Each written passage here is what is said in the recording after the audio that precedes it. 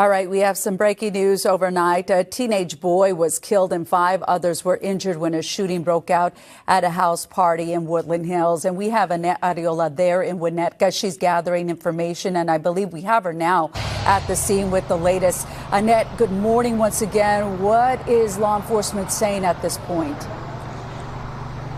Well, they've been out here for several hours. Michelle, good morning to you. Hello, everybody. They're still piecing together exactly what happened, but they are telling us that anywhere from 200 to 300 people were at this house party, many of them teenagers, other people in their 20s, early 30s. LAPD now telling us that there are a total of 6 victims confirmed, including a 16-year-old teenage boy who died inside the home. Homicide detectives telling us they got the call around 1:30 this morning following shots fired at a house party on Winnetka Avenue, just north of the 101 freeway. According to investigators, several arguments broke out during the gathering. A security guard then reportedly escorted the crowd back into the dance floor, but moments later, a gunman shot into the air multiple times and then started shooting into the crowd. We are told that the security guard who was present there at the party was shot in the leg. 3 of the victims were transported to the hospital by ambulance. The 2 others were driven to nearby hospitals. Now, the gunman himself, well, he took off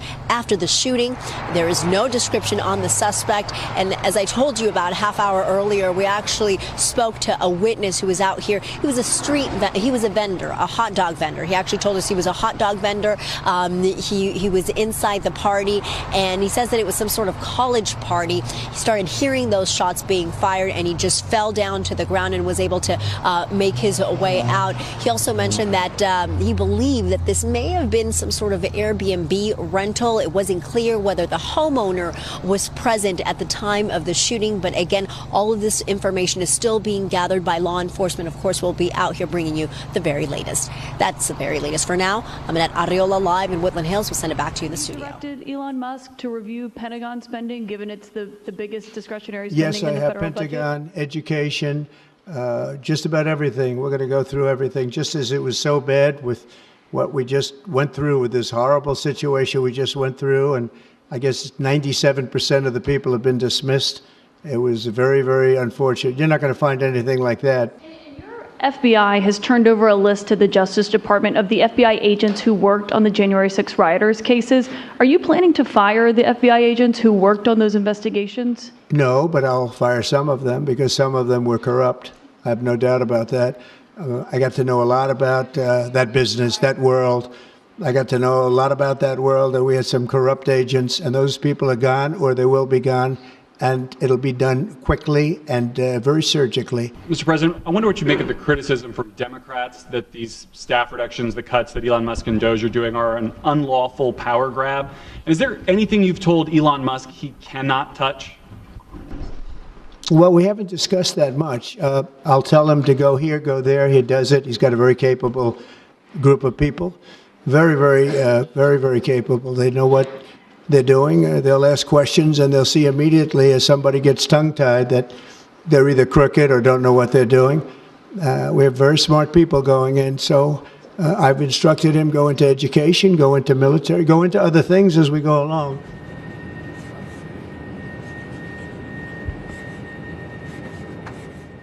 We're flying right over it right now, so we thought this would be appropriate. Even bigger than the Super Bowl. This is a big thing. And almost everybody now has assented to that. Attention on board. Ladies and gentlemen, if you could please direct your attention out the right side of the aircraft. Air Force One is currently in international waters, for the first time in history, flying over the recently renamed Gulf of America. Please enjoy the flight, and we are now about to head westbound to Super Bowl 59. Wow, yeah. He did that well. That was a good shot. Yeah. He did, isn't that nice? You know, we're about make America great again, right? That's what we care about. Okay, here we go.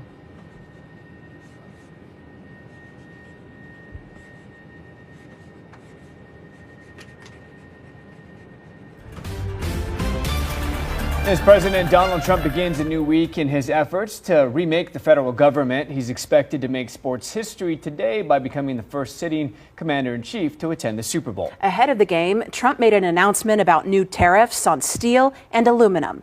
Willie James Inman reports from West Palm Beach, Florida. Tonight, President Donald Trump is set to become the first sitting president to attend the Super Bowl. Trump says he'll announce on Monday that the United States will impose 25% tariffs on all steel and aluminum imports, including from Canada and Mexico. Any steel coming into the United States is going to have a 25% tariff. Trump's stop in New Orleans begins a new week as his administration undertakes a dramatic overhaul of the federal government. With the help of billionaire Elon Musk, Trump is putting multiple departments and agencies under the cost-cutting microscope. The president spoke about the initiatives, several of which are being challenged in court. We're talking about fraud, waste, abuse, and when a president can't look for fraud and waste and abuse, we don't have a country anymore. So far, more than 65,000 federal workers have taken the Trump administration's proposed buyout, according to the U.S. Office of Personnel Management. The administration's intense focus on USAID is sparking debate between Republicans and Democrats. I certainly think the government is far too big, far too bloated, and we're on a path now to start to see it shrink. This is a first step only, but we're moving in the right direction. We are seeing an executive branch that has decided that they are no longer going to abide by the Constitution in honoring Congress's role in the creation of the agencies, in their role in deciding where money is allocated. In addition, the Trump administration reportedly has ordered the Consumer Financial Protection Bureau to halt almost all of its work. That, in effect, shutters the agency that was created to protect consumers after the 2008 financial crisis and subprime mortgage lending scandal. Willie James Inman, CBS News, West Palm Beach, Florida.